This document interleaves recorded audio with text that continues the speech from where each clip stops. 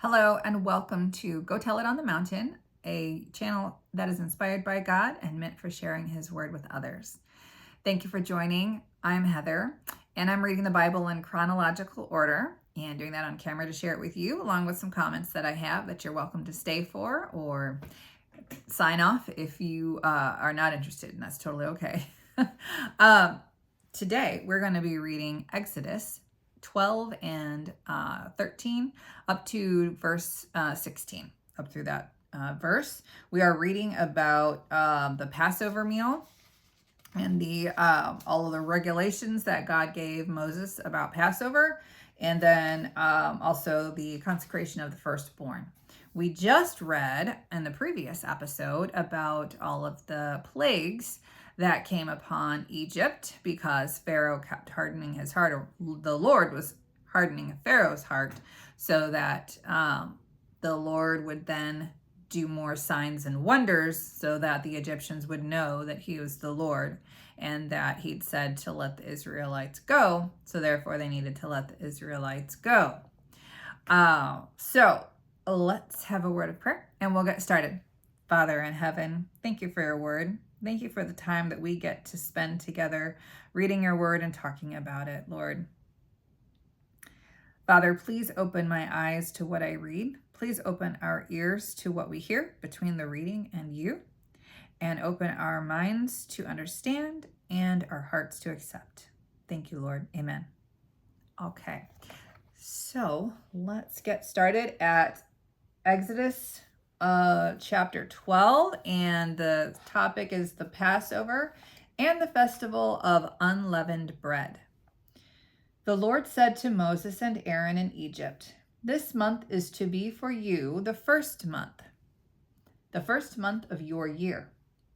Tell the whole community of Israel that on the 10th day of this month, each man is to take a lamb for his family, one for each household. If any household is too small for a whole lamb, they must share one with their nearest neighbor, having taken into account the number of people there are. You need to determine the amount of lamb needed in accordance with what each person will eat. The animals you choose must be year-old males without defect, and you may take them from the sheep or the goats. Take care of them until the 14th day of the month, when all the members of the community of Israel must slaughter them at twilight. Then they are to take some of the blood and put it on the sides and tops of the door frames of the houses where they eat the lambs. The same night they are to eat the meat roasted over the fire, along with bitter herbs and bread made without yeast. Do not eat the meat raw or boiled in water, but roast it over a fire with the head, legs, and internal organs. Do not leave any of it till morning. If some is left till morning, you must burn it. This is how you are to eat it, with your cloak tucked into your belt, your sandals on your feet, and your staff in your hand. Eat it in haste. It is the Lord's Passover. On that same night, I will pass through Egypt and strike down every firstborn of both people and animals, and I will bring judgment on all the gods of Egypt. I am the Lord. The blood will be a sign for you on the houses where you are, and when I see the blood, I will pass over you. No destructive plague will touch you when I strike Egypt. This is a day you are to commemorate. For the generations to come, you shall celebrate it as a festival to the Lord, a lasting ordinance. For 7 days you are to eat bread made without yeast. On the first day, remove the yeast from your houses, for whosoever eats anything with yeast in it from the first day through the 7th must be cut off from Israel. On the first day, hold a sacred assembly, and another on the 7th day. Do not work at all on these days, except to prepare food for everyone to eat. That is all you may do. Celebrate the festival of unleavened bread, because it was on this very day that I brought your divisions out of Egypt. Celebrate this day as a lasting ordinance for the generations to come. In the first month you are to eat bread made without yeast, from the evening of the 14th day until the evening of the 21st day. For 7 days no yeast is to be found in your houses, and anyone, whether foreigner or native born, who eats anything with yeast in it must be cut off from the community of Israel. Eat nothing made with yeast. Wherever you live, you must eat unleavened bread. Then Moses summoned all the elders of Israel and said to them, Go at once and select the animals for your families and slaughter the Passover lamb. Take a bunch of hyssop, dip it into the blood in the basin, and put some of the blood on the top and on both sides of the doorframe. None of you shall go out of the door of your houses until morning. When the Lord goes through the land to strike down the Egyptians, he will see the blood on the top and sides of the doorframe and will pass over that doorway, and he will not permit the destroyer to enter your houses and strike you down. Obey these instructions as a lasting ordinance for you and your descendants. When you enter the land that the Lord will give you as he promised, observe the ceremony. And when your children ask you, What does this ceremony mean to you? Then tell them, It is the Passover sacrifice to the Lord, who passed over the houses of the Israelites in Egypt and spared our homes when he struck down the Egyptians. Then the people bowed down and worshipped. The Israelites did just what the Lord commanded Moses and Aaron. At midnight, the Lord struck down all the firstborn in Egypt, from the firstborn of Pharaoh, who sat on the throne, to the firstborn of the prisoner who was in the dungeon, and the firstborn of all the livestock as well. Pharaoh and all his officials, and all the Egyptians who got up during the night. Pharaoh and all his officials, and all the Egyptians got up during the night, and there was loud wailing in Egypt, for there was not a house without someone dead. The Exodus, starting at verse 31. During the night, Pharaoh summoned Moses and Aaron and said, Up, leave my people, you and the Israelites. Go worship the Lord as you requested. Take your flocks and herds, as you have said, and go, and also bless me. The Egyptians urged the people to hurry and leave the country, for otherwise, they said, we will all die. So the people took their dough before the yeast was added and carried it on their shoulders in kneading troughs wrapped in clothing. The Israelites did as Moses instructed and asked the Egyptians for articles of silver and gold and for clothing. The Lord had made the Egyptians favorably disposed toward the people, and they gave them what they asked for. So they plundered the Egyptians. The Israelites journeyed from Ramses to Succoth. There were about 600,000 men on foot, besides women and children. Many other people went up with them, and also large droves of livestock, both flocks and herds. With the dough the Israelites had brought from Egypt, they baked loaves of unleavened bread. The dough was without yeast because they had been driven out of Egypt and did not have time to prepare food for themselves. Now the length of time the Israelite people lived in Egypt was 430 years. At the end of the 430 years, to the very day, all the Lord's divisions left Egypt. Because the Lord kept vigil that night to bring them out of Egypt, on this night all the Israelites are to keep vigil to honor the Lord for the generations to come. Passover restrictions, starting at verse 43. The Lord said to Moses and Aaron, These are the regulations for the Passover meal. No foreigner may eat it. Any slave you have brought may eat it after you have circumcised him, but a temporary resident or a hired worker may not eat it. It must be eaten inside the house. Take none of the meat outside the house. Do not break any of the bones. The whole community of Israel must celebrate it.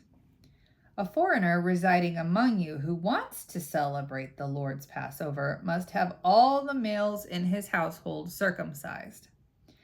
Then he may take part like one born in the land.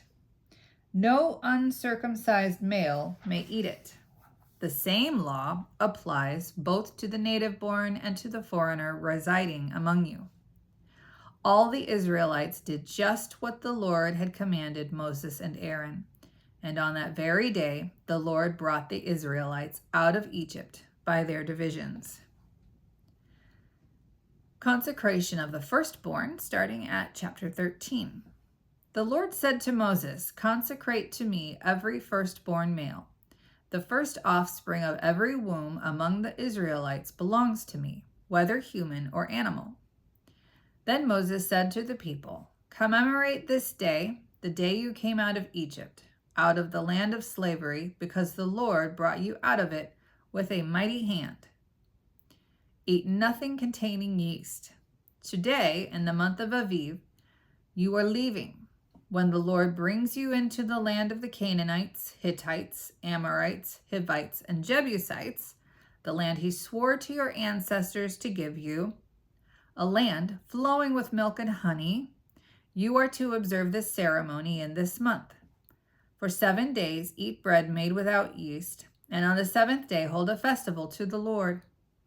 Eat unleavened bread during those 7 days, nothing with yeast in it, so is to be seen among you.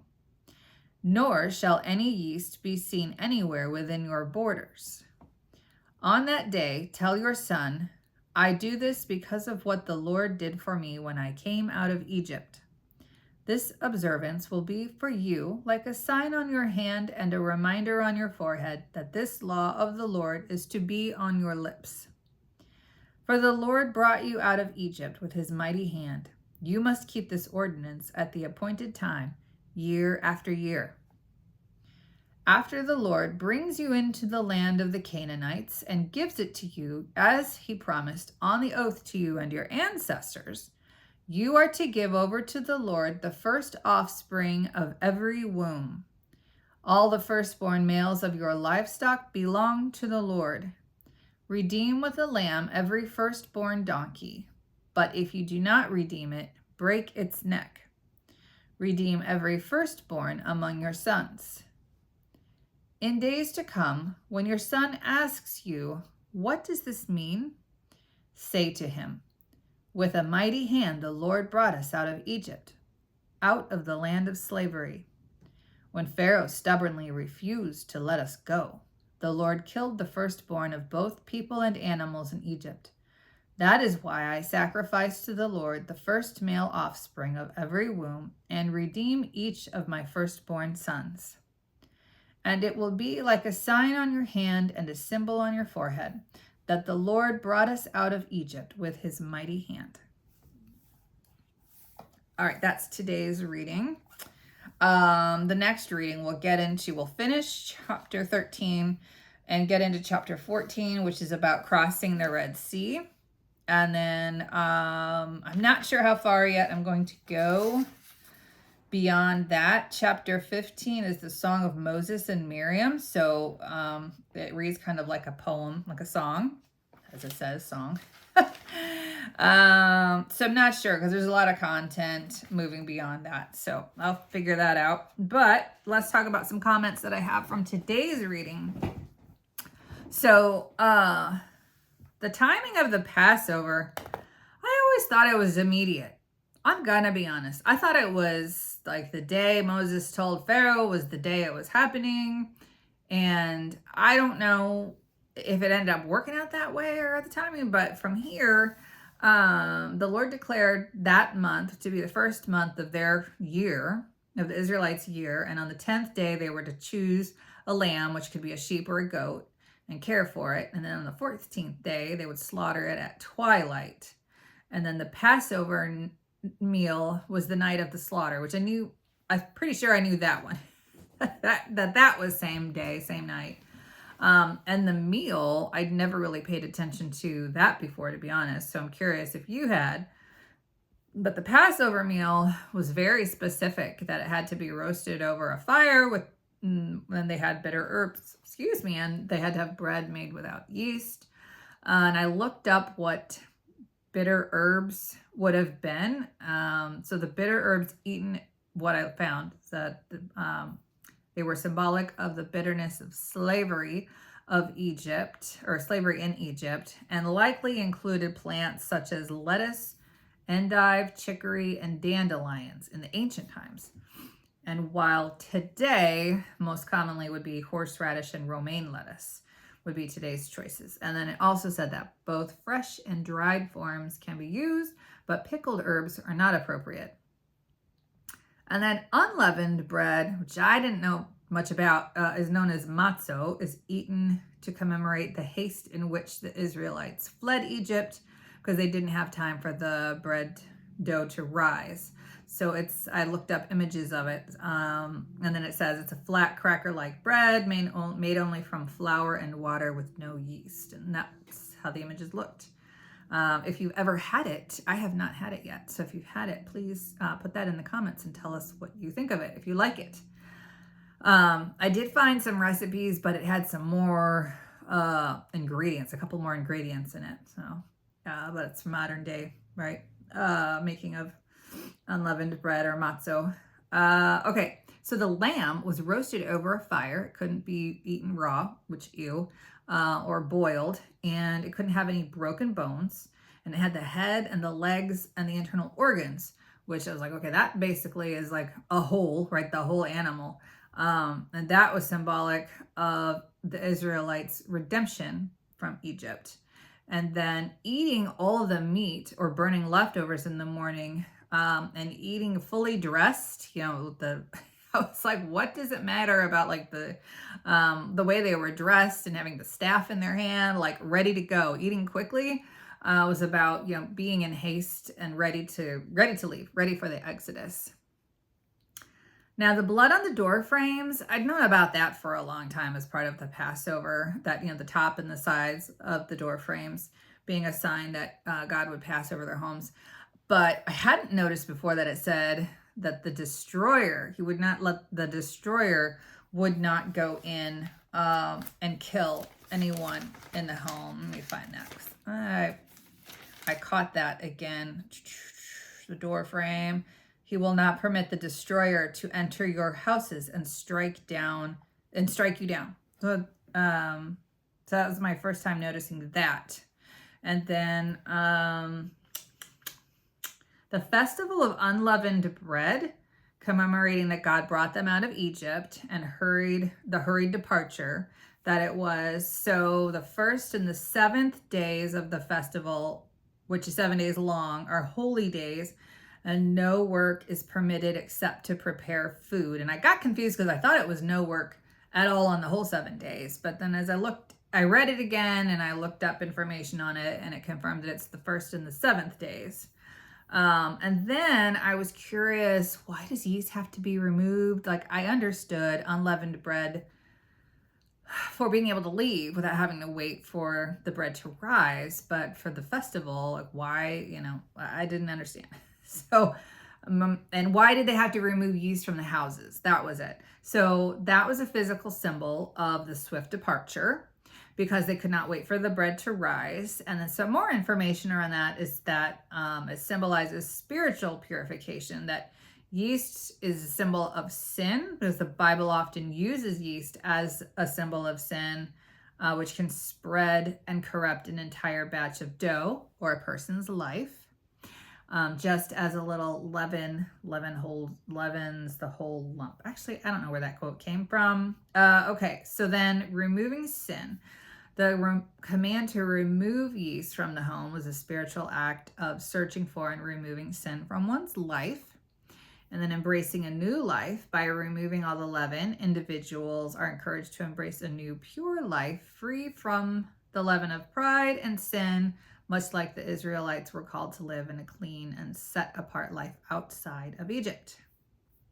Okay, so Exodus during the night. So the Lord struck down the firstborn Egyptians and animals of Egypt at midnight. And then the deaths were discovered during the night, which I kind of thought, wouldn't they get discovered in the morning? But it says at night. So there was a loud wailing in Egypt. And then during the night, Pharaoh summoned Moses and Aaron and told them to go, along with their flocks and herds. And the Egyptians urged them to go. It again mentioned that they were favorably disposed toward the Israelites, so they did give them silver and gold and clothing, so they did plunder Egypt as they went. Now, have you ever wondered how many people actually left? How many Israelites were there? The divisions, which is the tribes, right? It says in the passage in Exodus 12, that's about 600,000 Israelite men besides women and children. So that means there were more than 600,000 with the women and the children. And it says many other people went up with them. And then you think about large droves of livestock, flocks and herds. So the book of Exodus has that 600,000 men, right? And apparently the book of Numbers later provides a census from around that time of 603,550 men aged 20 and older. So, and looking up, scholars estimate that the total population would have been several times that, leading to estimates of 2 million to 3 million people when accounting for women, children, and elderly. So can you imagine? I've never imagined that many people. I probably imagined it was like 1,000 or thousands, but not up to millions of people leaving. I mean, what an enormous number of people. And then an enormous number of people to communicate with, because Moses would tell the Israelites. So there had to be chains of communication to share all that information.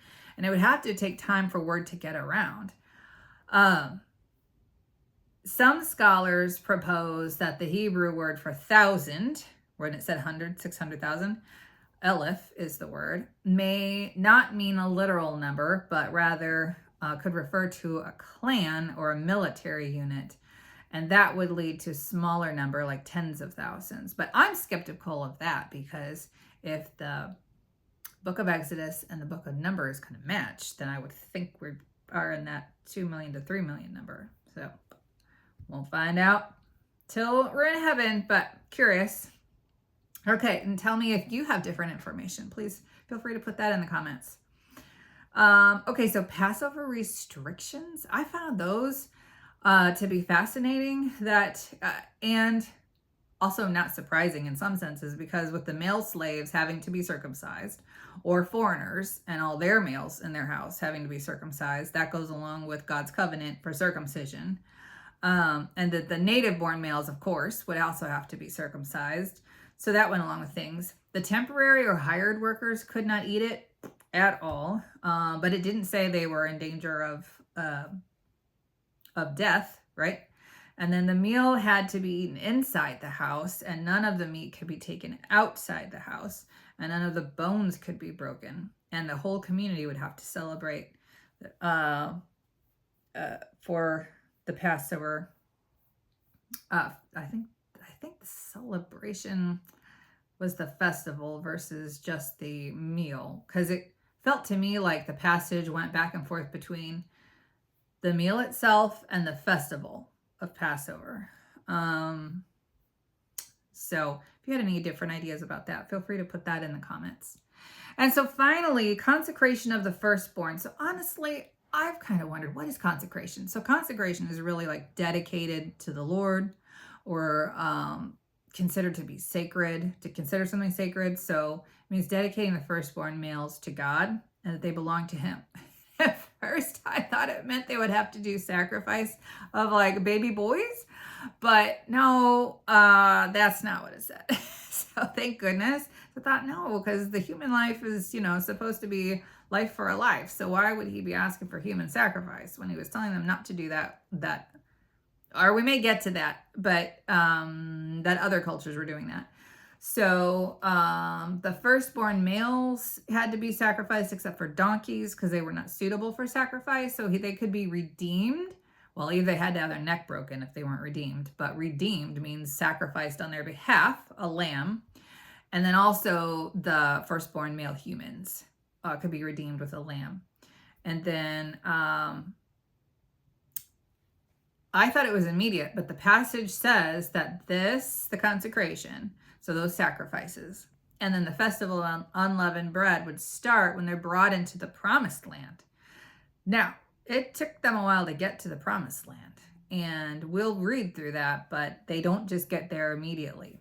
And it's kind of their own fault, quite frankly, but they don't get there immediately. So I wondered, because I haven't, in my reading ahead, I'm not sure that I have come upon them doing that, as they've been not there yet. They're not there yet. So curious if they had to wait. They were told to wait till they got to the promised land. So for all those years, they weren't doing it yet. That just surprises me. And then, so the sign on your hand and the symbol on your forehead, that's in there a couple of times. I was like, what does that represent? Because I think people confuse that with like Revelation and, the end times and the sign on the forehead or the mark of the beast and all of that. And I think they confuse that, but that's not what this is referring to. So this represents, when looking it up, what I found is that it represents how the memory of the Exodus, of getting out of Egypt, right, should be integrated into their daily actions and innermost thoughts, influencing both what they do, so the hand, and what they think about. So they should always have it in mind that God brought them out of Egypt, and that should influence everything that they do. So that's my comments for today.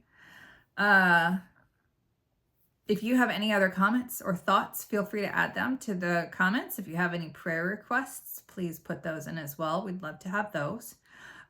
This channel is not monetized, so if you're getting any ads, that's just YouTube doing their thing. I look forward to the next reading, continuing to read about this. I'm learning so much, and I hope that you are too. And let's have a word of prayer before we close. Father in heaven, thank you so much for our time in your word. Thank you for giving us the opportunity to read your word and to learn about it and just invest some time in understanding it. And Father, I just thank you for our opportunity to learn and grow in your word and with each other as a community. Father, our time is also valuable, and I just really appreciate what you've given us through this opportunity, asking me to, or instructing me to start this journey. And I really pray that it is helpful for others, that it is going to be, Father, I know that it's going to be what you expect it to be, what you've designed for it to be. Thank you for that, Lord. Father, I just lift all of us up to you in this time. I lift us up to feel your joy, to feel your presence, to see your blessings, to feel your blessings, your healings, your protection, your glory, and most definitely your love, Father. All the glory to you, Lord, your majestic, holy name. Pray all these things. Amen. Okay, well, please like and subscribe and share. Feel free to hit the notification button so you can know when I have put a new episode out. They are coming in frequent because I am a mom, a wife, and a working full-time employee. So I cannot get to these as often as I want to and would like to. And also the preparation to read, the passage and then go through it again, making my notes. It just takes time. But I really enjoy doing this, and I hope that you're enjoying them as well. So until the next time, you have a blessed day.